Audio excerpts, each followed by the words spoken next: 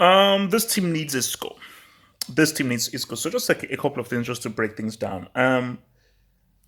This team is lacking a particular identity. I see talented players there. I see a team who can win based on the kind of individuals there, but they are yet to have that kind of consistent swagger. And I think whatever team you are with, even if you've got amazing players, you need to have a philosophy, a character, an identity that you can always fall back to in case, in times of trouble. So um, you're looking at Hazard now, and the issue here is, let's look, for example, for Barcelona and Barcelona at their heights. They had about 4 or 5 creative people because Dani Alves was a creative person, Messi was a creative person, Javi was a creative person, Iniesta was a creative person. Like Rodrigo is an inside forward. Benzema is a forward who can also create his good, but he's also a forward. Hazard is really a playmaker. You see, they're putting Hazard out wide left, thinking that okay, no, that should be his position. But really, if you think about it, the way in which he plays much more as a number 10, creative playmaker now. That doesn't mean that he should stay in the center of the pitch. He can drift out to left or drift out right. But the way in if you're playing that front three in the modern game, that means your two wide men have to be inside forwards. That means they have to have an attacking instinct to want to score goals. Rodrigo has an attacking instinct to want to score goals. Vinicius has one to want to score goals, but he's a brick. Beast mode, we all know. Golf, Madrid, all that kind of stuff. But for Hazard, he looks to create first. He can't score, he can't dribble, he's looking to create first. So if that's the case, put him in the middle. If you're not going to do that, then you have to have a much more fluid formation that has to include either a James or an Isco. But if you have a stage where it's just a Benzema, so if you have a situation, it's Benzema, Hazard, and Rodrigo, it's feeling very very flat. So whenever Hazard has the ball, he's looking for someone to bounce off of. I think Benzema is on his wavelength, but Benzema has to worry about receiving the ball, but also trying to score goals as well. So I don't think a Rodrigo, a Cruz, a Valverde, or a Modric are really on the kind of give and take kind of wavelength that he's on. Um, Ramos is on the review. He's on the review. I guess your legacy, what you've done in the game, I've got to put you on the review. So like, all you can't keep making these basic kind of mistakes and just never be a brick because of what you've done and what you've won. No, no, no. The Brick Academy doesn't discriminate. Whether you Pique is a World Cup winner, he's residing in the Brick Academy right now.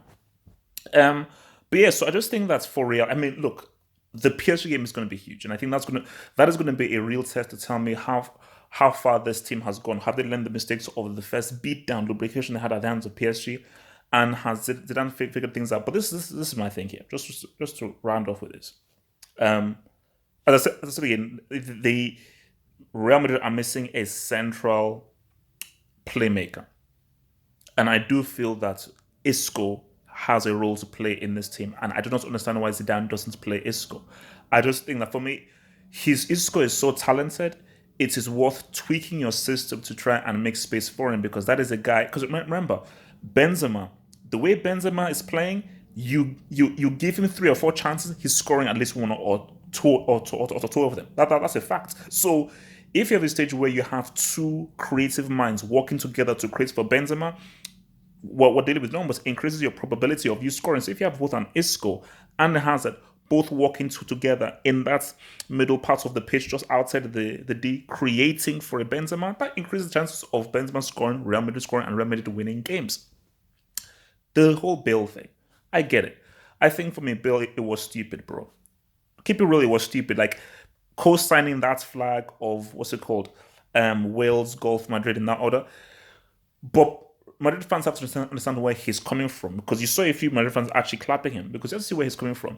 He's frustrated and he feels like he's been treated badly. And I think this is just him. It's him acting out because if he didn't care, he'd play like if he didn't care. But look at how well he played for the short amount of time he was there because Bale is trying to show that stop disrespecting me. And I need a call out for help. I need something to grab people's attention. I have spoke of my frustration. I've said this. You've not listened to me. Maybe now you will listen to me. I'm going to say, okay, wait, what the hell are you saying? You hate Madrid? I don't hate Madrid. I feel I deserve to start, and that's why I said for Zidane, you can't have it all your own way.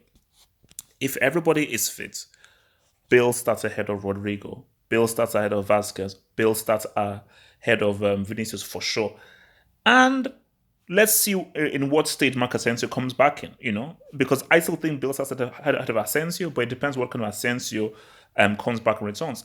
So yeah, I just think, for like, you can see Zad is coming through. Zad is coming through, and I think Zidane has to realize that, to get the best out of Zad, Zad isn't a Neymar or like a Messi where they can literally by themselves generate and change the game by themselves. Very few the only players that can do that literally on their own are Neymar and Messi. Those are the only guys who can individually change the entire complexity of a game by themselves. Are those two dudes? That's it. And maybe your boy N'Golo Kante. So I just I just think that it still feels very flat and very two-dimensional the way that Real Madrid are attacking it, and it seems very obvious. I think to add a bit of three-dimensionality into the game, that is where you need that guy in the middle who sits in as a number 10 who can hold on the ball and has a bit of brains. And I think an introduction of either a James or an Isco would actually elevate Hazard, because you could just see Hazard is screaming for that kind of player to play with in that midfield area to then increase the connectivity. I can speak to increase the connectivity and decrease the gap between themselves and Benzema. Because the thing I will say here, Benzema is tier 2. He's knocking on the door of upper tier 2. You provide for this dude, this dude can G up.